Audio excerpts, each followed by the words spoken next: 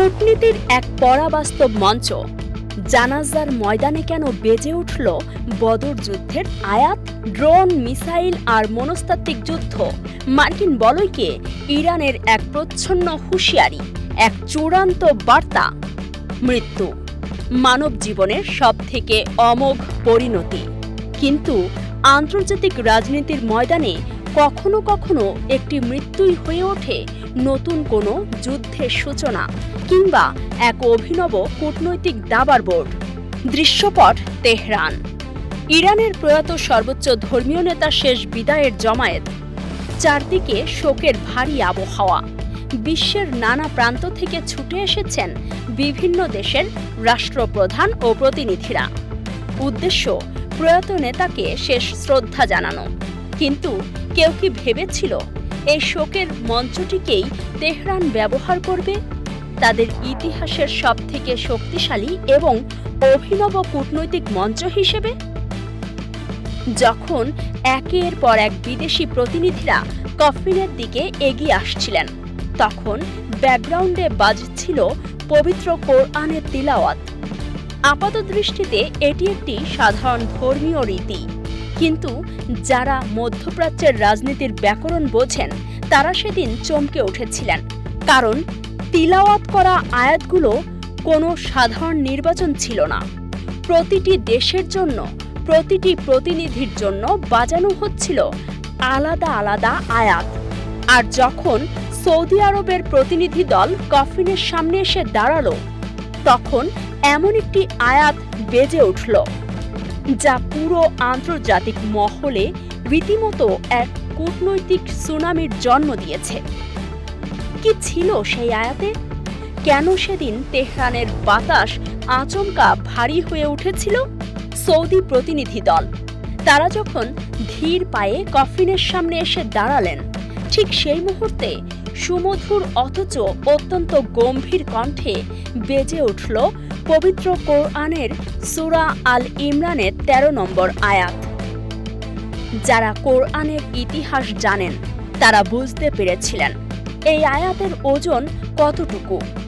৬২৪ খ্রিস্টাব্দ বর্তমান সৌদি আরবের ভৌগোলিক অঞ্চলে সংঘটিত হয়েছিল ইসলামের ইতিহাসের অন্যতম টার্নিং পয়েন্ট, ঐতিহাসিক বদর যুদ্ধ। সূরা আল ইমরানের এই ১৩ নম্বর আয়াতে সেই বদর যুদ্ধেরই এক স্পষ্ট বিবরণ দেওয়া আছে। আয়াতে বর্ণনা করা হয়েছে দুটি দলের কথা। এক পক্ষ লড়ছে আল্লাহর পথে, আর অন্য পক্ষ হল অবিশ্বাসী। আয়াতে স্পষ্ট বলা হয়েছে আল্লাহ যাকে ইচ্ছা তাকে নিজের সাহায্য দিয়ে শক্তিশালী করেন। বদর যুদ্ধ, যা ইরান এবং সৌদি আরবের এক যৌথ সভ্যতার স্মৃতি, সেই যুদ্ধের আয়াত কেন বাজানো হলো? সামাজিক মাধ্যম থেকে শুরু করে আন্তর্জাতিক গণমাধ্যম সবখানেই এখন কেবল একটি প্রশ্ন, এটি কি শুধুই কাকতালীয়, নাকি রিয়াদের প্রতি তেহরানের এক সূক্ষ্ম, সুপরিকল্পিত এবং প্রচ্ছন্ন মনস্তাত্ত্বিক হুঁশিয়ারি? কূটনীতিতে কোনো কিছুই কাকতালীয় নয়। ইরানের মতো একটি দেশ যারা প্রতীকের ভাষায় কথা বলতে ভালোবাসে, তারা এই আয়াতের মাধ্যমে কি বোঝাতে চাইল? যুদ্ধের বর্তমান প্রেক্ষাপটের দিকে তাকালে তেহরানের এই আয়াতের উদ্দেশ্য ধীরে ধীরে দিনের আলোর মতো স্পষ্ট হয়ে ওঠে। যুক্তরাষ্ট্রের সঙ্গে সৌদি আরবের যে গভীর কৌশলগত সম্পর্ক রয়েছে তা কারোরই অজানা নয়। এর পাশাপাশি ইরানে মার্কিন হামলায় সৌদির প্রচ্ছন্ন সমর্থনের বিষয়টিও আন্তর্জাতিক অঙ্গনে একটি ওপেন সিক্রেট। তেহরান যেন সেই কফিনের সামনে দাঁড়িয়ে সৌদি আরবকে এক নীরব বার্তা দিল। তারা স্মরণ করিয়ে দিল বদর যুদ্ধের কথা, যেখানে পরাক্রমশালী প্রতিপক্ষের সামনে দাঁড়িয়েও বিজয় এসেছিল ঐশী সাহায্যে।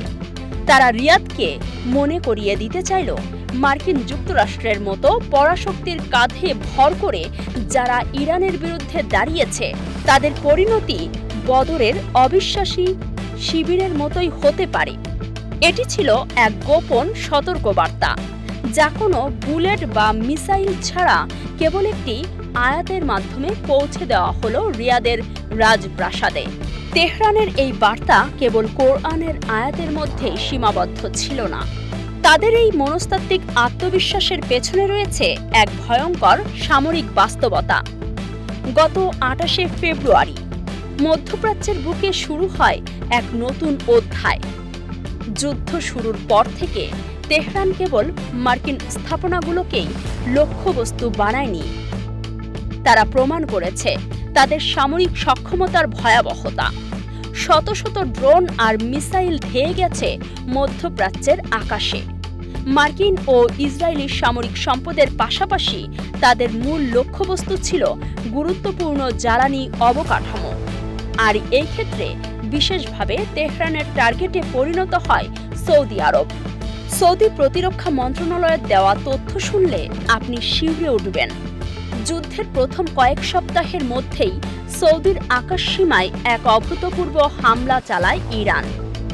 সৌদির বিমান প্রতিরক্ষা বাহিনী অন্তত ৪৩৮টি ড্রোন এবং ৩৬টি ব্যালিস্টিক ও ক্রুজ মিসাইল প্রতিহত করতে সক্ষম হয়। ভাবা যায় ৪৩৮টি ড্রোন, আর এসব ড্রোনের প্রধান লক্ষ্যবস্তু ছিল সৌদি আরবের তেল সমৃদ্ধ পূর্বাঞ্চলীয় প্রদেশ। এই সামরিক আগ্রাসন প্রমাণ করে ইরান কেবল মনস্তাত্ত্বিক নয়, বরং হার্ড পাওয়ার বা সামরিক শক্তি প্রয়োগেও বিন্দুমাত্র পিছপা হচ্ছে না। তবে সেদিন কেবল সৌদি আরব একা ছিল না।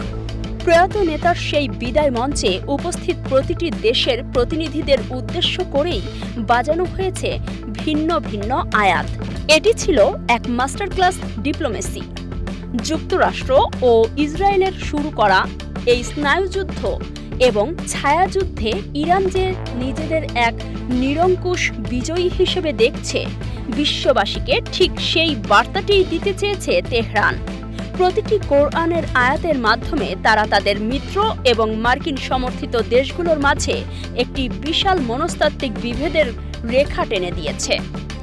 কে মিত্র, কে শত্রু, আর ভবিষ্যতে কার সঙ্গে ইরান কেমন সম্পর্ক বজায় রাখতে চায় তার সম্পূর্ণ একটি ব্লুপ্রিন্ট যেন সেদিন ওই জানাজার মঞ্চ থেকেই অঙ্কন করে দেওয়া হলো। মধ্যপ্রাচ্যের বালুকাময় প্রান্তরে রাজনীতি সবসময়ই জটিল, কিন্তু তেহরান এবার যে খেলাটি খেলল তা এক কথায় অকল্পনীয়।